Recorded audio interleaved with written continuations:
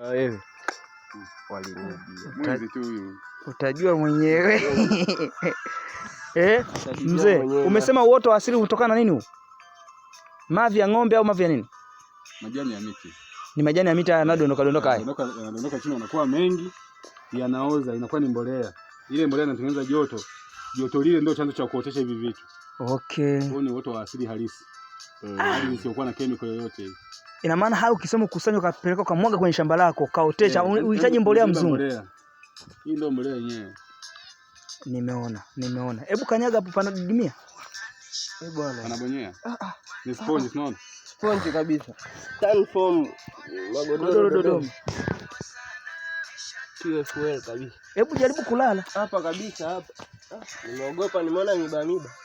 Hiyo aloe vera hiyo. Ya mwituni. Kuna aloe vera kupandwa. Aloe vera zote za pori. Zinajiotea. Aloe vera zote zinajiotea, watu ndio wanasogeza manyumbani mwao.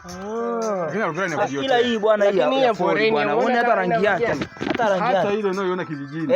Ile kidogo ina njano au haina njano, ina kijani. Ina kijani imekolea kijani njano. Wewe unayozungumzia kijijini ni kama hii hapa.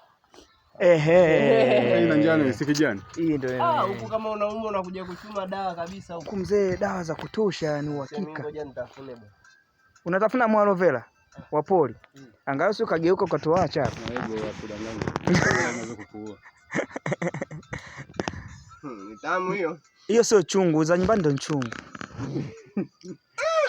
Inatosha. Umemishwa. Basi inaonekana kali kuliko za nyumbani hii. Dadeki. Unawaza gani mdomoni?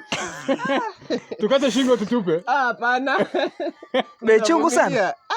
Sema hii nikikoma nayo ujue na mumunya. Asubutu. Kweli. Kutoka kuenjoy unaisaga kwenye blender.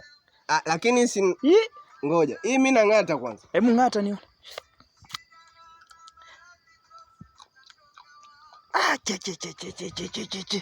Kwanza mbona ni chungu? Na meza kwa hasira. Ni chungu. Mama. Ni kishamba hii.